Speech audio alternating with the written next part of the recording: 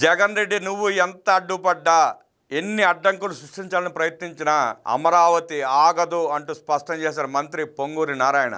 రాజధాని అమరావతి విస్తరణ కోసం ల్యాండ్ పూలింగ్ ప్రారంభమైన వేళ మాజీ సీఎం జగన్మోహన్ రెడ్డి విష ప్రచారం చేస్తున్నాడని మండిపడ్డారు.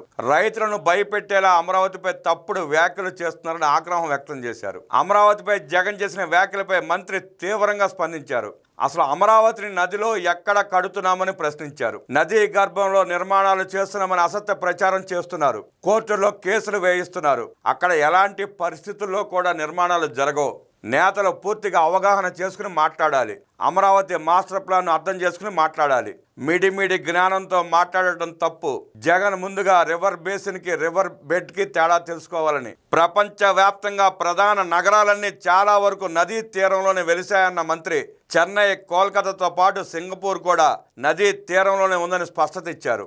రాజధానిపై జగన్ రెడ్డి మిడిమిడి జ్ఞానంతో ఏం మాట్లాడుతున్నాడో తెలియకుండా మాట్లాడుతున్నాడని ధ్వజమెత్తారు. నది వెడల్పు ఎంత ఉంది, నదీ ప్రవాహం ఎంత, కరకట్ట ఎంత ఉండాలి అనే అంశాలను పరిగణలోకి తీసుకుని అమరావతి నిర్మాణం చేస్తున్నామన్నారు. కరకట్ట వెడల్పు పైన ఇరిగేషన్ అధికారులతో నిత్యం సంప్రదింపులు చేస్తున్నట్లు మంత్రి తెలిపారు. పట్టా భూములు నదీ గర్భంలో ఎక్కడా లేవని స్పష్టం చేశారు. రెండో విడత భూ సమీకరణకు రైతులు ముందుకు వస్తున్నారు.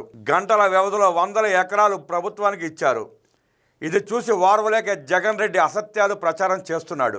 అమరావతి ముందుకు వెళ్ళిపోతోందన్న అసూయతోనే అవాస్తవాలు మాట్లాడుతున్నాడు.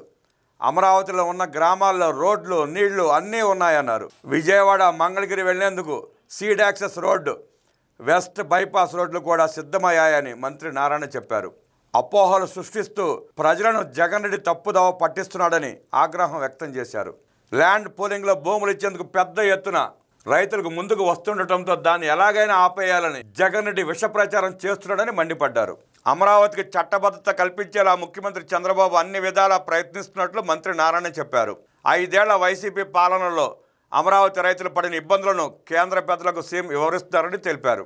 స్వయంగా ప్రధానిని కలిసి విన్నవించడంతో పాటు కేంద్ర మంత్రి నిర్మలా సీతారామన్ తాజాగా కేంద్ర హోంమంత్రి అమిత్ షాను కలిసి అమరావతికి చట్టబద్ధత కల్పించాలని సీఎం చంద్రబాబు కోరినట్లు మంత్రి నారాయణ తెలిపారు. రాష్ట్రానికి రాజధాని అనేది ఉండాలని, సీఎం ఎక్కడ కూర్చుంటే అక్కడ రాజధాని ఎలా అయిపోతుందని జగన్కు మంత్రి నారాయణ కౌంటర్ వేశారు.